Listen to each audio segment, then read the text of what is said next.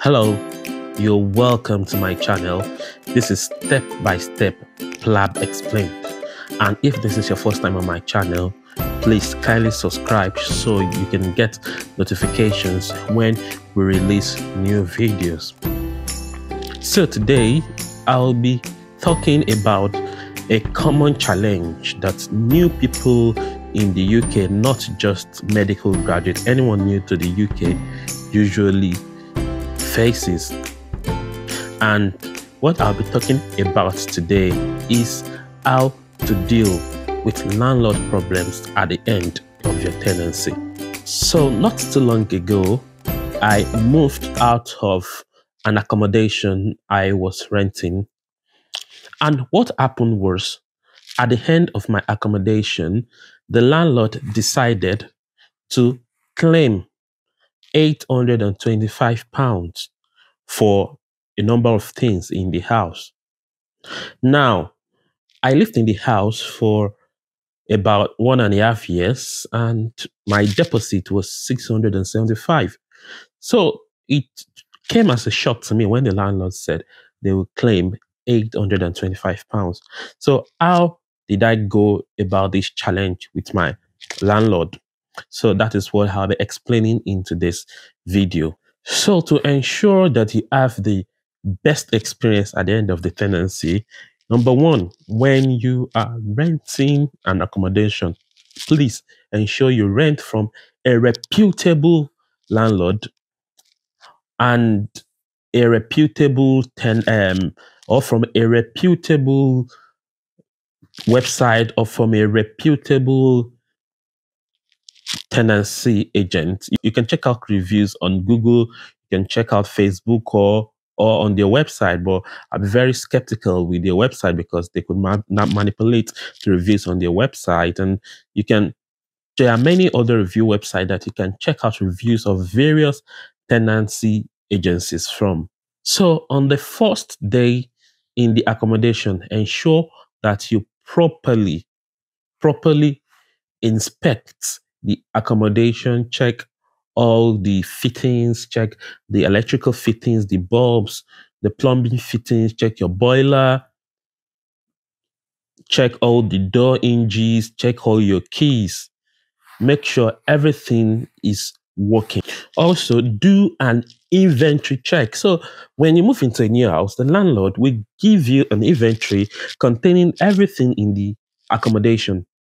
It is important you do a thorough check of the inventory and ensure there are no discrepancies. Ensure everything that is stated to be in the accommodation is in there, and ensure that it is in the state that was declared in the inventory. For example, they could say new or professionally cleaned or clean to domestic standard. Ensure that it is as it is written in the inventory. This is very, very important.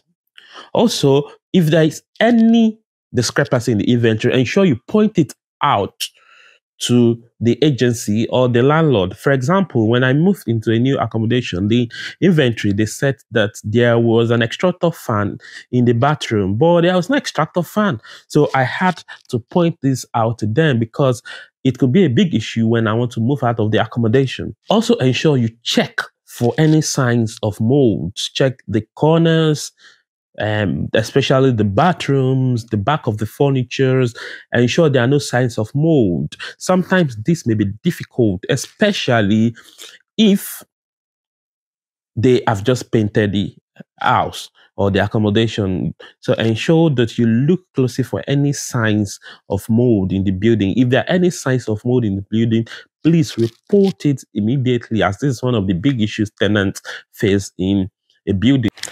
Another important thing, you should never move into an accommodation without properly taking the pictures and videos of everything in the accommodation. That is the first thing.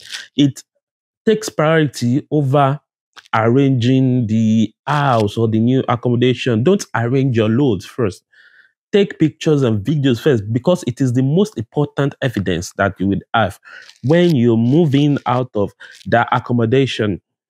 So ensure that even before you put in your load, take pictures of the the kitchen and bedroom especially, I've noted that those are the main areas that there are disputes. Every stains you see on the wall, every mark you see on the wall, every fault you notice, every fading paint, every if there's a carpet and it's damaged, every damage, every furniture, you take it has to be painstaking.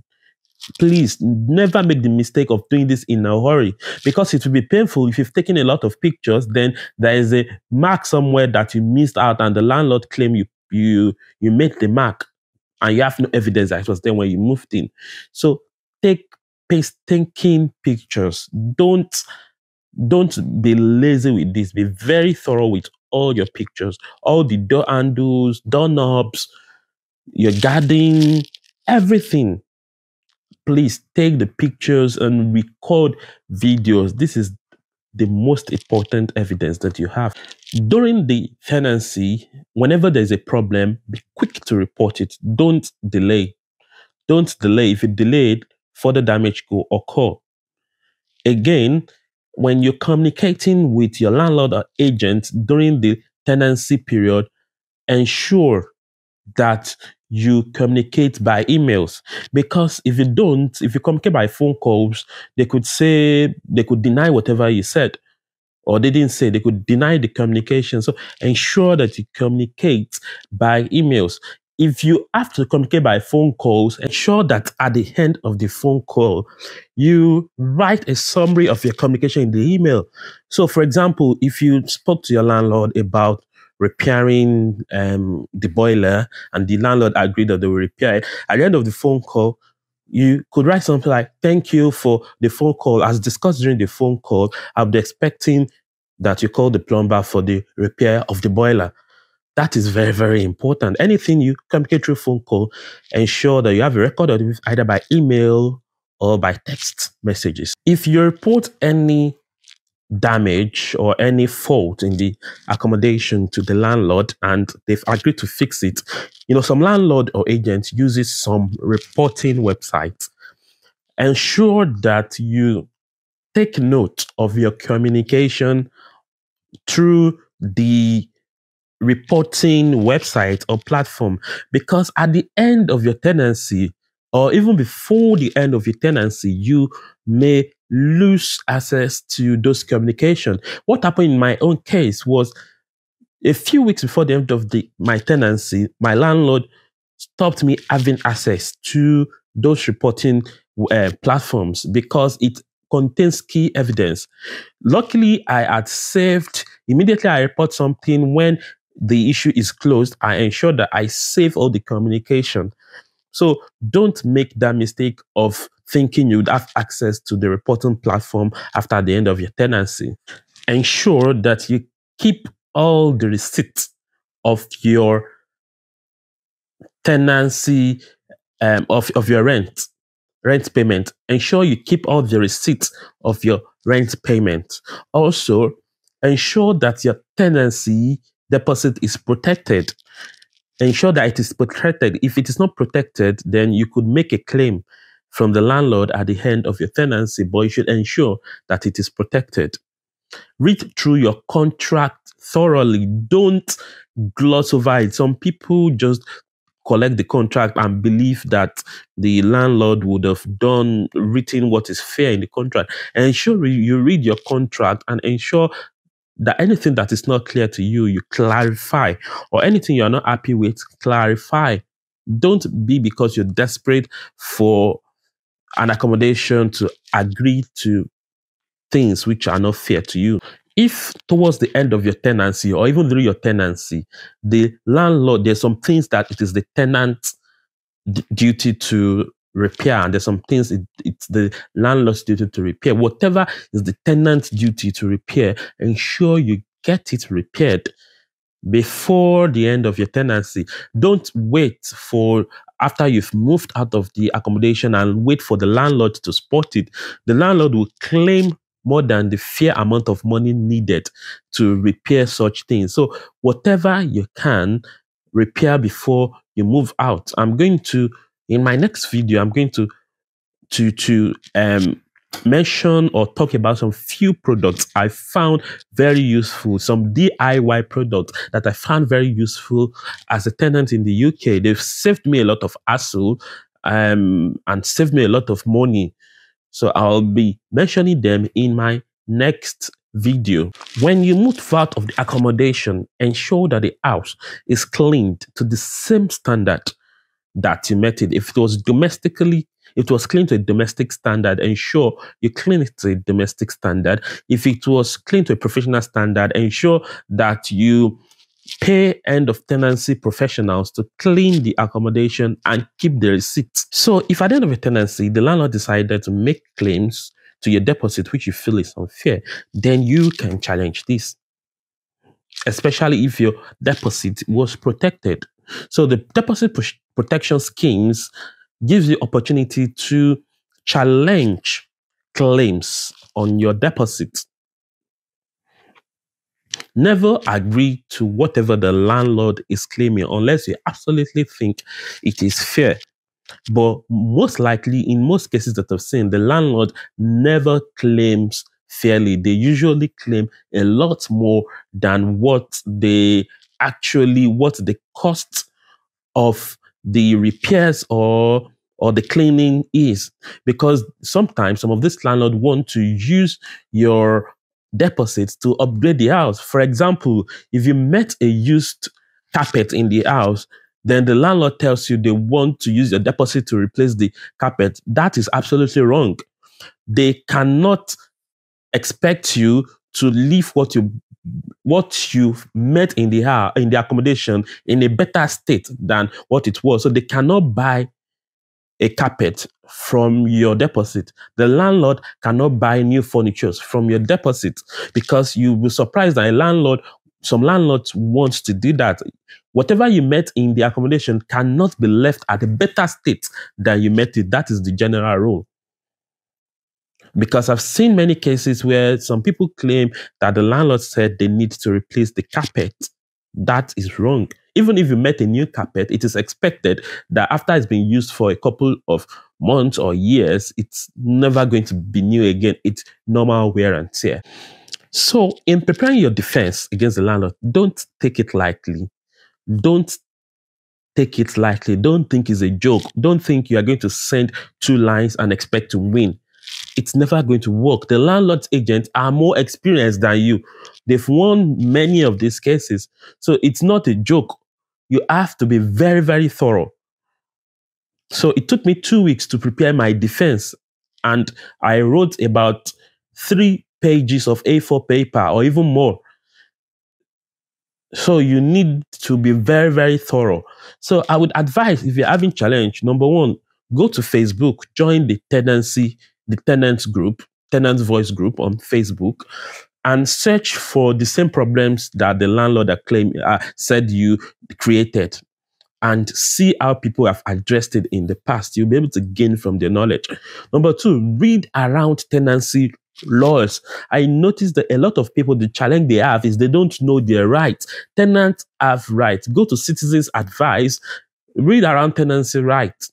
For example, I got to know when I was preparing my own defense that if, for example, the lifespan of paintings on the house is about 3 to 4 years. So if you've lived in the house for about 2 years and it wasn't newly painted when you got in, there's a good chance that the accommodation needed repainting anyways. So the landlord cannot claim from your deposit to repaint the house. For example, carpet, the lifespan is about 4 years. So if you've lived in a house for 2-3 years and the carpet has been there longer than you came, the chances are that even if the carpet were damaged by you, the 4 years life expectancy of the carpet has elapsed. So the landlord cannot claim that back from you.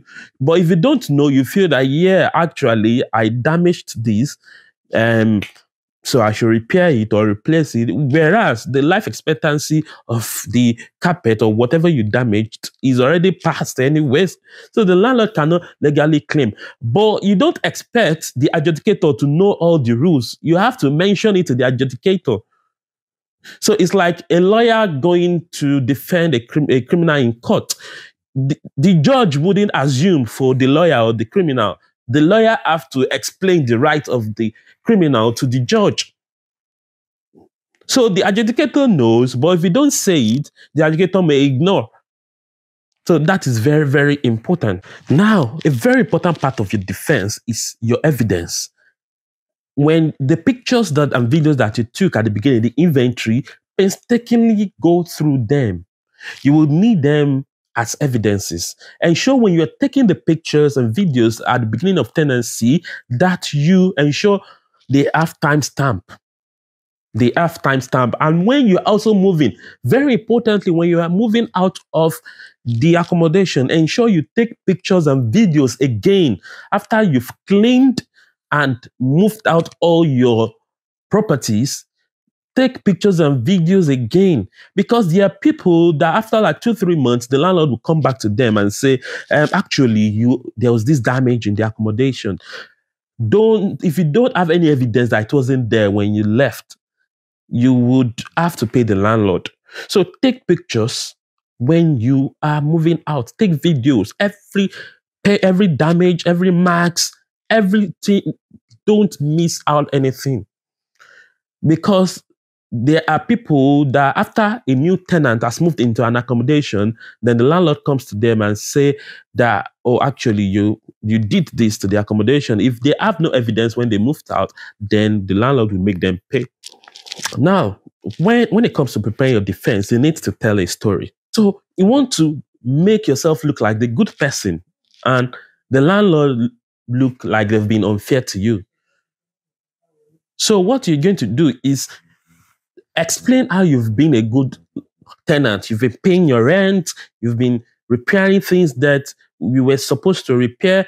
And if the landlord has been delaying in making repairs, you need to say it, even if it doesn't relate to the claim of the landlord. For example, if the landlord is making claims about mold in the house and the landlord said it's your fault, even though you are mainly defending yourself against the mold, but if in the past the landlord has delayed in repairing the boiler, for example, or repairing the doors and took like weeks and months to repair in, you would do well somewhere in your defense to mention that, because you are painting a picture to the adjudicator that you've been a good person and the landlord have not been fair to you.